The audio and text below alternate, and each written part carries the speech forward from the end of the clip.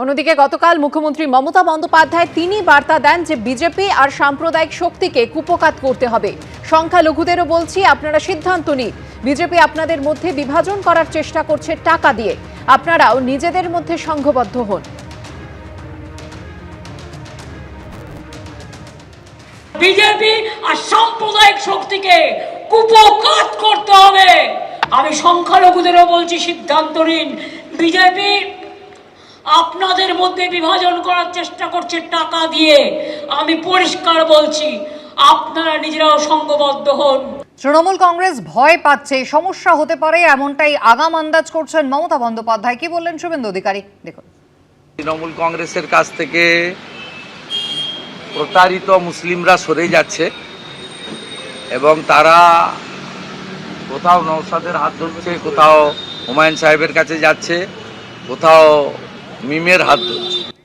গতকাল আমরা এও দেখেছি যে মঞ্চ থেকে মমতা বন্দ্যোপাধ্যায়কে আক্রমণ করলেও অভিষেক বন্দ্যোপাধ্যায়ের প্রতি অনেকটাই নরম সুর দেখা গেল হুমায়ুন কবিরের গলায়।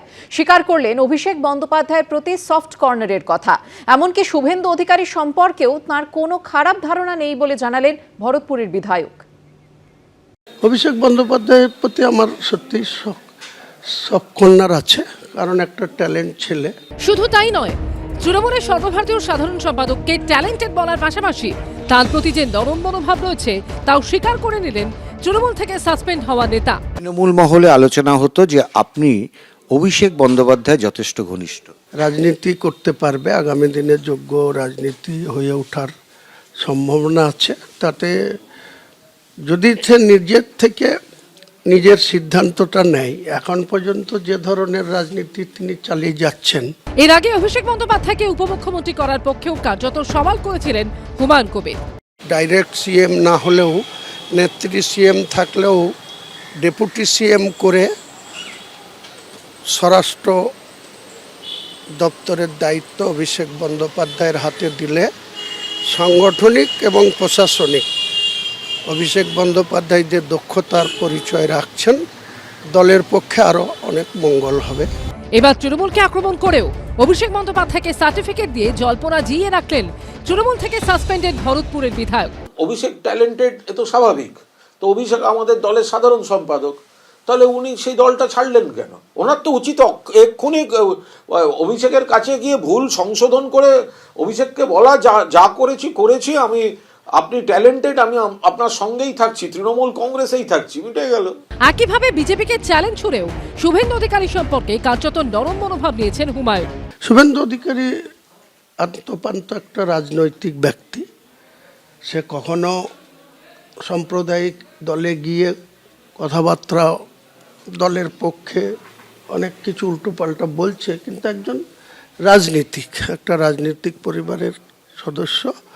তার সঙ্গে ব্যক্তিগতভাবে মেলামেশা করা যায় বা তার সঙ্গে কোনো বাজে ধারণা আমার নেই। তৃণমূল বিপদে পড়বে এটা নিয়ে অস্বীকার করার কোনো উপায় নেই, কারণ তৃণমূল কংগ্রেসের কাছ থেকে প্রতারিত মুসলিমরা সরে যাচ্ছে এবং তারা কোথাও নওশাদের হাত ধরছে, কোথাও হুমায়ুন সাহেবের কাছে যাচ্ছে।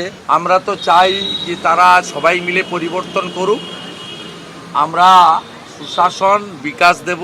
তৃণমূলে কঠোর, অভিষেক বন্দ্যোপাধ্যায়কে নিয়ে নরম।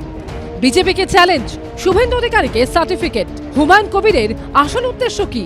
প্রশ্ন থেকেই যাচ্ছে। উজ্জ্বল মুখোপাধ্যায়, শিবাশিস মৌলিক ও আশাবুল হোসেনের রিপোর্ট, এবিপি আনন্দ। কি দিয়েছেন আপনি মুসলমানদের? নতুন দল গঠন করে সংখ্যালঘু ইস্যুতে এইভাবেই মমতা বন্দ্যোপাধ্যায়ের উদ্দেশ্যে প্রশ্ন ছুড়ে দিলেন হুমায়ুন কবির। যেদিন থেকে দলের সাংগঠনিক রদবদল পছন্দ হয়নি, সেদিন থেকেই উনি হিন্দু মুসলমান করছেন। পাল্টা কটাক্ষ করেছেন কুণাল ঘোষ। বাবরি মসজিদের শিলান্যাস, প্রস্তাবিত জমিতে নমাজ, প্রস্তাবিত মসজিদ তৈরির জন্য আসা ইট থেকে কোটি কোটি অনুদান। হুমায়ুন কবির আগেই বুঝিয়ে দিয়েছেন তার লক্ষ্য মুসলিম ভোট। সোমবারও অত্যন্ত তাৎপর্যপূর্ণভাবে সংখ্যালঘু ইস্যুতেই মমতা বন্দ্যোপাধ্যায়কে তীব্র আক্রমণ করলেন ভরতপুরের বিধায়ক। মুসলমানদেরকে আপনি বলছেন দুধের গাছ, কি দিয়েছেন মুসলমানদের আপনি? 10 বছরের নিচে বাচ্চারা যায় খুশি ঈদে, কিন্তু প্রাপ্তবয়স্ক কোন মহিলা ঈদের ময়দানে যাওয়া নিষেধ আছে। কিছু মোনাফেকবাদা মুসলমানকে হাত করে আপনি ঈদের ময়দানে গিয়ে আপনি বড় বড় হিজাব করে ভাষণ দেবেন, আর মুসলিমদের উন্নয়ন হয়ে গেল?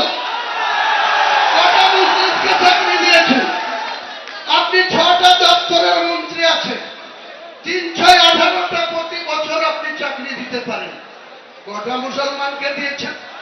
সেটা উনি বুঝতে পারবেন রেজাল্টটা বেরোনোর পর। ওনার ব্যক্তি স্বার্থের জন্য উনি সেই সাংগঠনিক রদবদল ওনার পছন্দ মতো হয়নি যে বিষয়টা, সেখান থেকে উনি হিন্দু মুসলমান হ্যান ত্যানে চলে গেলেন। আমার সঙ্গে যেদিন কথা বলতে এসেছিলেন অনেকক্ষণ গল্প হয়েছে, তার আমি বলেছিলাম যে আপনি এরকম এত বিতর্কিত কথাবার্তা বলেন কেন, বা তুমি বলো কেন এইসব। উনি ছিলেন সাংগঠনিক বিষয়।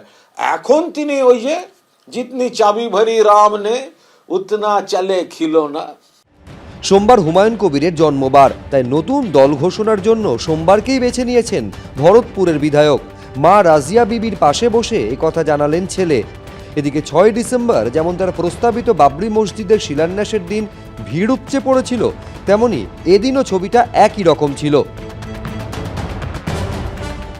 নতুন দলের সূচনা করলেন হুমায়ুন কবির এবং তারই সঙ্গে সঙ্গে একেবারে জনতা উন্নয়ন পার্টির আগামী দিনের ইস্তেহার বা কর্মসূচি পরিকল্পনা, সেই বিষয় একেবারে কিন্তু এখানে ঘোষণা করা হয়েছে, যেখানে দেখা যাচ্ছে শিক্ষা ও মানব সম্পদ উন্নয়ন, তার মধ্যে এছাড়া রয়েছে স্বাস্থ্য পরিষেবার উন্নয়ন, জীবিকা, অর্থনৈতিক উন্নয়ন, কৃষি, পরিকাঠামো, বাসস্থান, সংস্কৃতি, আইন শৃঙ্খলা থেকে শিল্প, এই একাধিক বিষয় কিন্তু তাদের ইস্তেহারে থাকছে।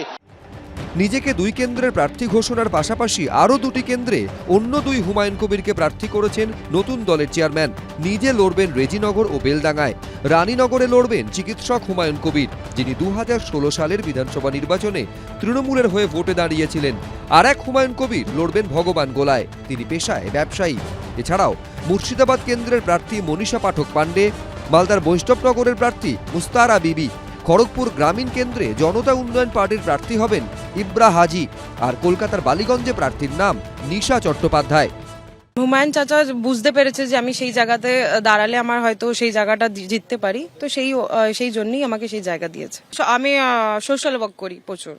মানুষের উদ্দেশ্যে এটাই বলবো যে আমরা স্বাধীনতা মানে দেশে থাকি, তো আমরা চাই একত্রে হয়ে থাকি, তো আমরা কোনো ধর্ম মানবো না, তো আমরা সবাই এক, তো মানুষ হিসাবে আমি সবার জন্য কাজ করতে চাই।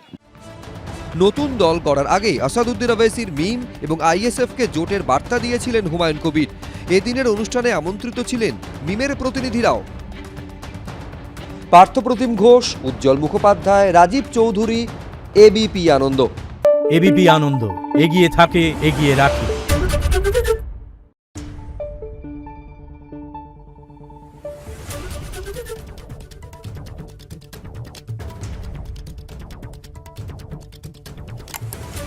Thank you.